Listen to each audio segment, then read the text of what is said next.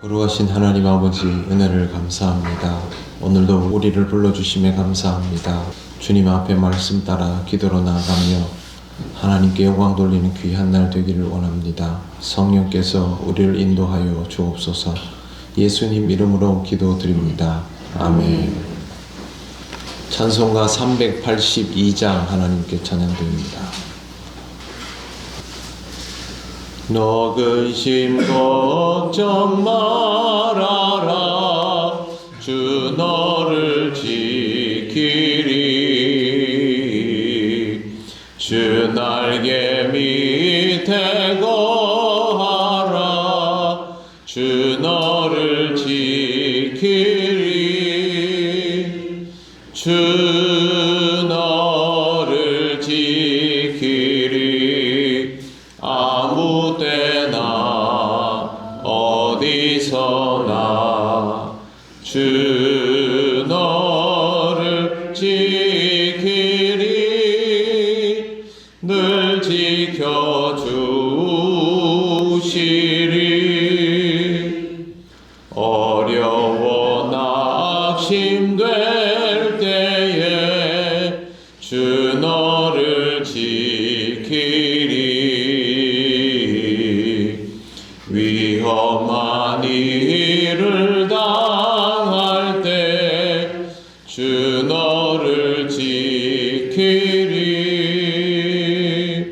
주 너를 지키리. 아무 때나 어디서나 주 너를 지키리. 늘 지켜주시리.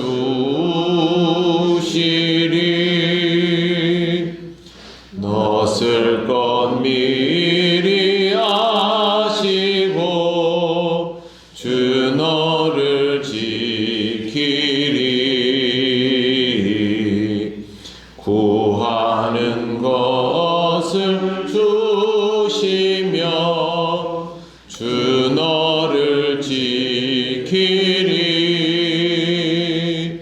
주 너를 지키리. 아무 때나 어디서나 주 너를 지키리. 늘 지켜주시리. 어려운 시험 당해도 주 너를 지키리. 구주의 품에 거하라. 주 너를 지키리. 주 너를 지키리. 아무 때나 어디서나 주 너를 지키리. 늘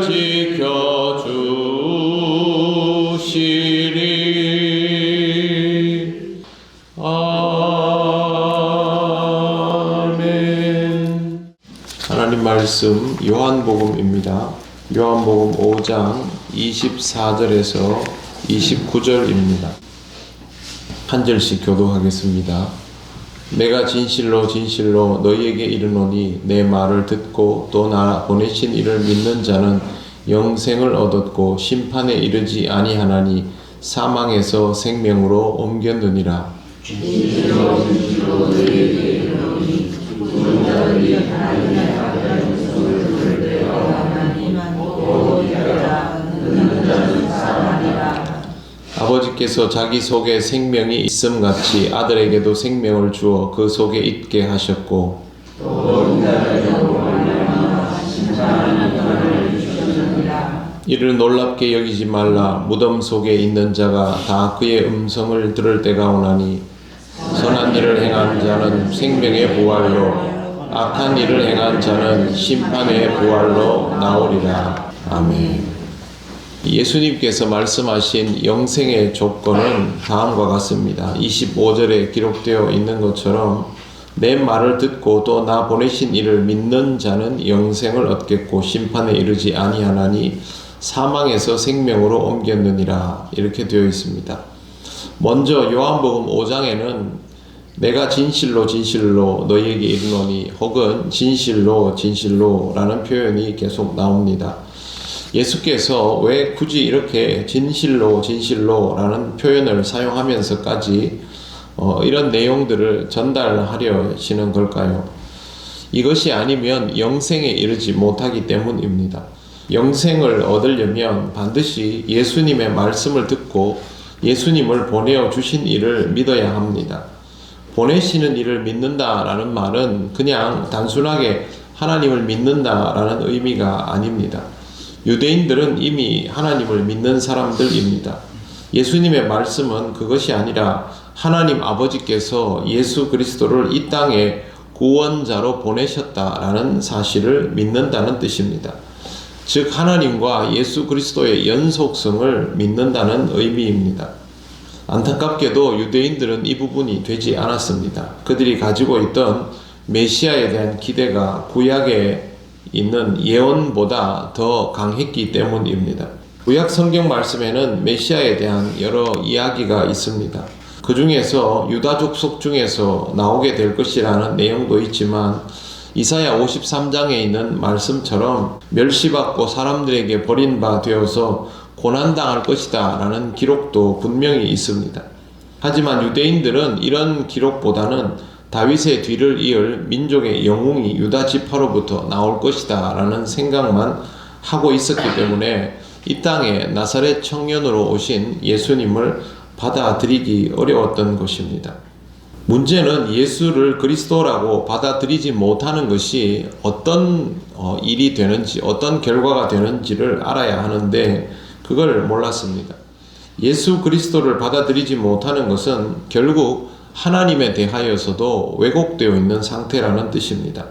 그냥 예수 그리스도만 받아들이지 못하는 게 아니라 하나님도 제대로 받아들이지 못하는 일이 되는 것이죠.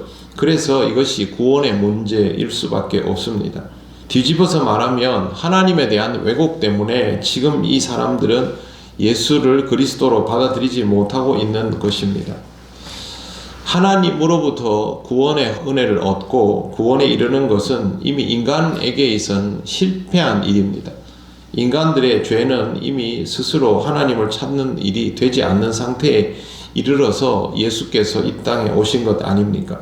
그렇다면 유대인이나 이방인 할 것 없이 다 예수 그리스도를 통하여 하나님에게로 나아가져야 합니다. 그렇게 해야만 신앙의 왜곡이 회복이 됩니다. 모태신앙인이거나 모태신앙인이 아니거나 모두 예수 그리스도를 통하여 하나님에게로 나아가져야 하나님에 대한 왜곡을 막을 수 있습니다.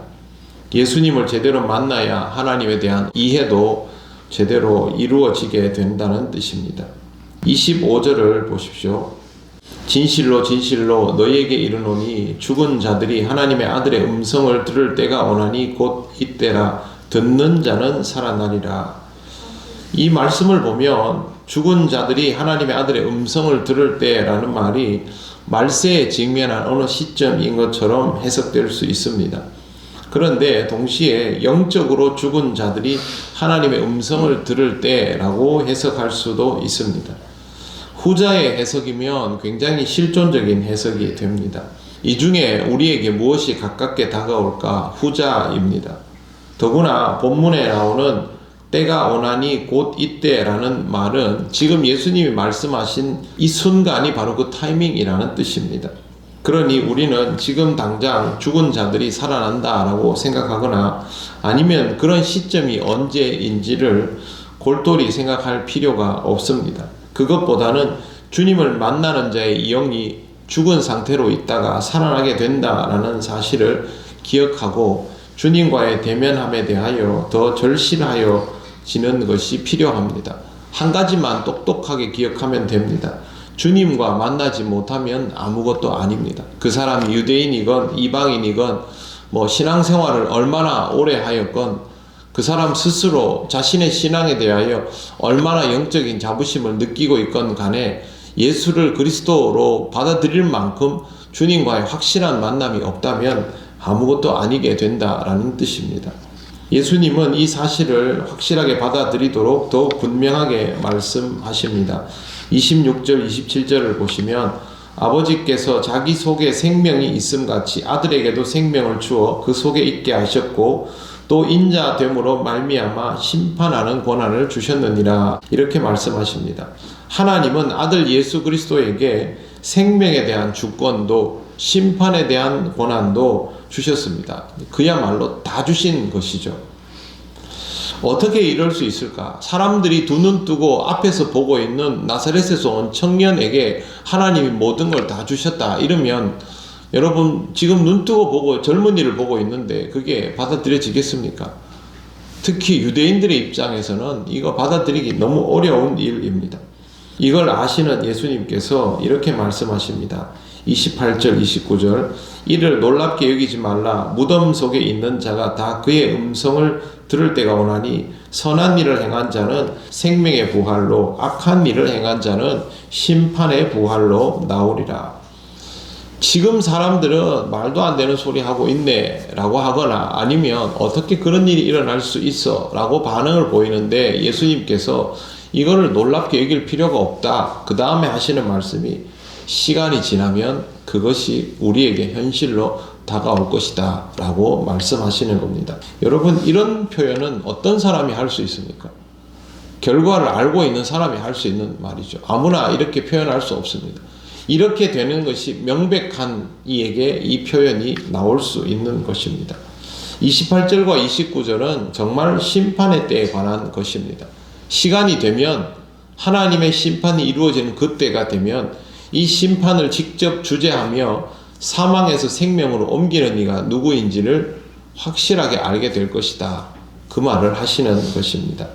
이 말씀을 두려워할 필요는 없습니다. 서두에 말씀드린 것처럼 주님의 말씀을 듣고 주를 보내어 주신 하나님 아버지를 믿는 자는 영생을 얻었고 심판에 이르지 않기 때문입니다. 우리가 할 일은 주님을 만나고 주님을 믿고 그 믿음으로 살아가는 것뿐입니다.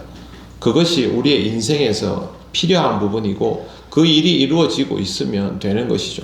언제 종말이 올까가 아니라 지금 내가 예수를 믿고 있는가, 예수 그리스도를 통하여 하나님과의 대면함이 건강하게 이루어지고 있는가, 우린 그것만 신경 쓰면 된다는 것입니다. 그러므로 사랑하는 성도 여러분, 오늘도 하나님 앞에 진심을 다하여 예배하고 신앙생활에 정성을 다하시기를 바랍니다.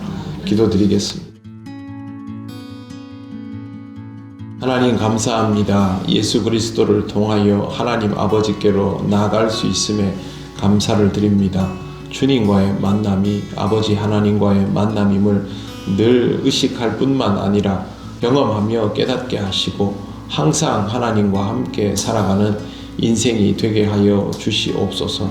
우리를 사망에서 생명으로 옮겨주시는 이가 예수 그리스도이심이 언제나 믿어지는 인생이 되기를 간절히 원하오며 예수님 이름으로 기도드립니다.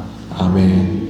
하늘에 계신 우리 아버지, 아버지의 이름을 거룩하게 하시며 아버지의 나라가 오게 하시며 아버지의 뜻이 하늘에서와 같이 땅에서도 이루어지게 하소서. 오늘 우리에게 일용할 양식을 주시고 우리가 우리에게 잘못한 사람을 용서하여 준 것 같이 우리 죄를 용서하여 주시고 우리를 시험에 빠지지 않게 하시고 악에서 구하소서. 나라와 권능과 영광이 영원히 아버지의 것입니다. 아멘.